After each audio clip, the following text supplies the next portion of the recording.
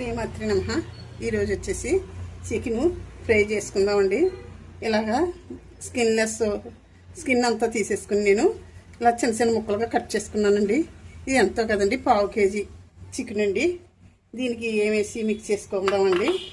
అన్నీ పట్టించుకుంటే చాలా బాగుంటుందండి. ఇదిగోండి అల్లం వెల్లుల్లి పేస్ట్ వేస్తున్నాను చూడండి. అంటే తక్కువ కదండి, అందుకని తక్కువ వేసాను. ఇదిగోండి కొంచెం మీగడ పెరుగు కూడా వేస్తున్నాను, కొంచెం మసాలా కూడా వేస్తున్నానండి, కొద్దిగా కారం కూడా వేస్తున్నాను. కారం కావాల్సి తర్వాత వేసుకోవచ్చండి. కొంచెం పసుపు కూడా వేస్తున్నాను.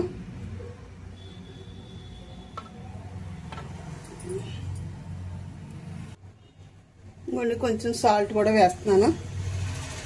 ఇవన్నీ బాగా చికెన్కి పట్టించుకొని ఒక అరగంట సేపు ఇలా ఉంచేసుకుందామండి. మనం ఇలా ఉంచేసుకుంటే మనకి బాగా పట్టి చాలా బాగుంటుందండి. ఇగో గార్నిష్ చేసుకున్నాక కూడా కొత్తిమీర తీసుకున్నాను.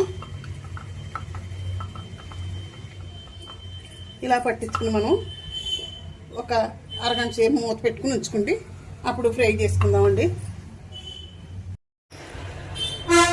ఇది చూడండి, చికెను ఇలా మగ్గింది, అరగంట అయిందండి.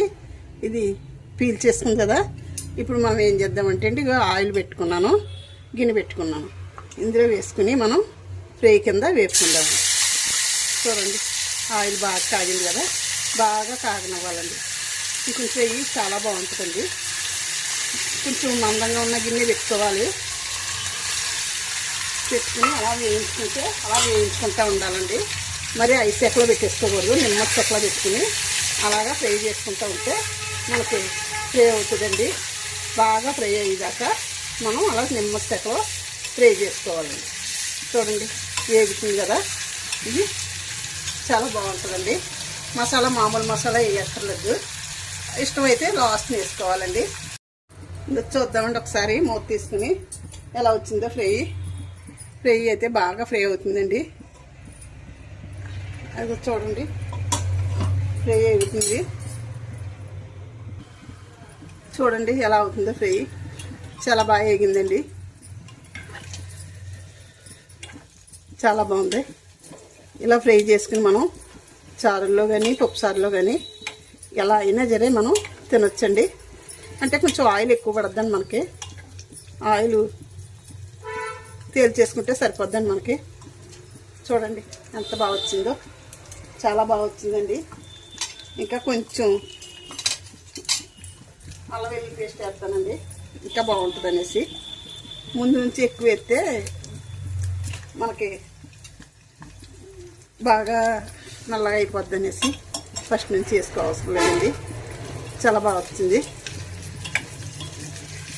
చాలా బాగుందండి ఫ్రై అయితే. చూడండి ఎలా వేగిందో. ఈ విధంగా వేస్తే సరిపోద్దండి, ఇంకెంతగా వేగక్కర్లేదు. ఇంతగా మాడిపోయినా నల్లగా అయిపోతుందండి మనకి.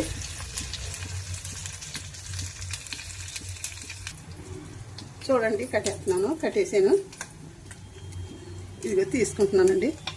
చూడండి ఎంత బాగా వచ్చింది చూడండి. దీన్ని మనం ఇలా పేపర్ మీద వేసుకుంటే మనకి ఆయిల్ అంతా పీల్చేస్తుందండి.